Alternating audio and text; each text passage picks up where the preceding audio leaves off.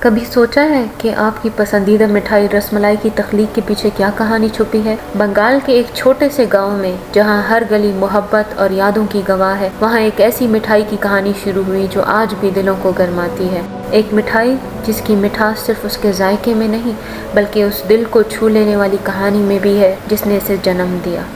آئیے جانتے ہیں کیسے ایک باپ کی محبت نے دنیا کو ایک ناقابل فراموش میٹھا تحفہ دیا۔ السلام علیکم ایوری ون، آج ہم آپ کے لیے رس ملائی کی ریسیپی اور اس کے ساتھ ایک بہت مزیدار کہانی لے کر آئے ہیں۔ خوش رہیں، آباد رہیں، کھاتے مسکراتے رہیں۔ تو چلیں شروع کرتے ہیں۔ بنگال کے دل میں جہاں گنگا نرم روی سے بہتی ہے، ایک گاؤں تھا جو اپنی سادہ خوشیوں اور دل کو چھو لینے والی کہانیوں کے لیے جانا جاتا تھا۔ گاؤں والوں میں ایک بوڑھا مٹھائی فروش تھا جس کا نام موہن تھا۔ اس کی چھوٹی سی دکان تھی جو ایک بڑے برگد کے درخت کے سائے میں چھپی ہوئی تھی۔ یہ صرف مٹھائی خریدنے کی جگہ نہیں تھی، یہ محبت اور قیمتی یادوں کی پناہ گاہ تھی۔ موہن کی زندگی اس کی مٹھائی کی دکان اور اس کی پیاری بیٹی روپا کے گرد گھومتی تھی۔ اپنی بیوی کے جلد انتقال کے بعد اس نے روپا کو تمام محبت اور توجہ کے ساتھ پالا۔ دونوں سادگی کی زندگی گزارتے تھے، ایک دوسرے کی موجودگی میں خوشیاں ڈھونڈتے اور گاؤں کے لیے مٹھائیاں تیار کرتے تھے۔ لیکن ایک گرمیوں میں گاؤں پر ایک شدید قحط آ گیا، کھیت سوکھ گئے اور گاؤں والوں کے دل مایوسی سے بھر گئے۔ اس مشکل وقت کے باوجود موہن ہر دن اپنی دکان کھولتا رہا، اس امید میں کہ شاید اس کی مٹھائیاں لوگوں کے دلوں میں کچھ خوشی لا سکیں۔ روپا کو اپنی ماں کی یاد شدت سے آنے لگی تھی اور وہ چاہتی تھی کہ اس کی یاد میں کچھ خاص بنایا جائے۔ اس نے اپنے والد موہن سے درخواست کی کہ وہ اگلے دن اس کی مرحومہ والدہ کی سالگرہ کے موقع پر کوئی خاص مٹھائی تیار کریں۔ موہن کے ذہن میں اپنی بیوی کی یادیں بھر گئیں، اس کی ہنسی، اس کی نرم دلی اور خاص طور پر وہ وقت جب وہ دودھ سے بنی مٹھائیاں کھاتی تھی اور خوش ہوتی تھی۔ انہی یادوں سے متاثر ہو کر موہن نے کچھ نیا آزمانا شروع کیا۔ اس نے تازہ دودھ کو ابالا اور اسے گاڑھا کیا یہاں تک کہ وہ ملائی بن گیا۔ ایک دوسرے برتن میں دودھ پھاڑ کر اس نے پنیر بنایا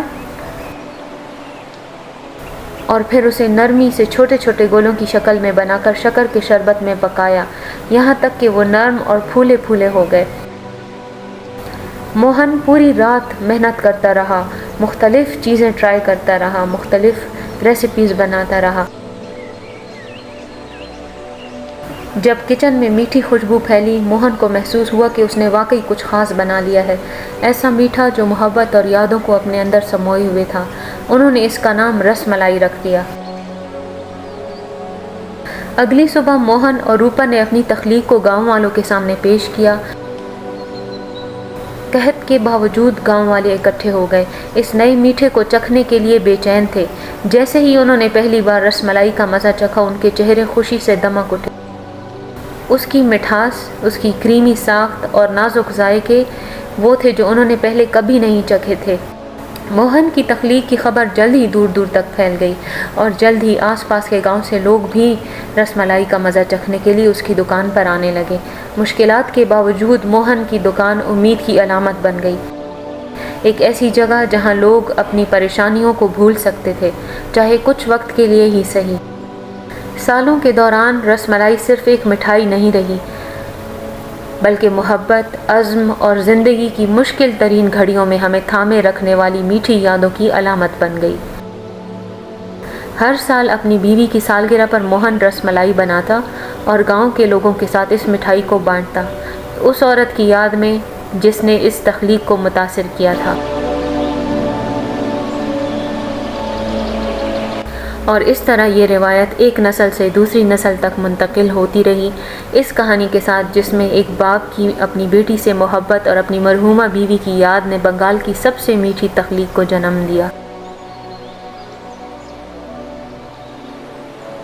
کچھ کہانیاں ایسی ہوتی ہیں جو وقت کے ساتھ دھندلا جاتی ہیں مگر ان کے چھوڑے ہوئے نقوش ہمیشہ کے لیے دلوں میں بس جاتے ہیں۔ رس ملائی کی تخلیق ایک ایسی ہی کہانی ہے، ایک باپ کی محبت، ایک بیٹی کی خواہش اور ایک یاد جو کبھی نہ مٹنے والی ہے۔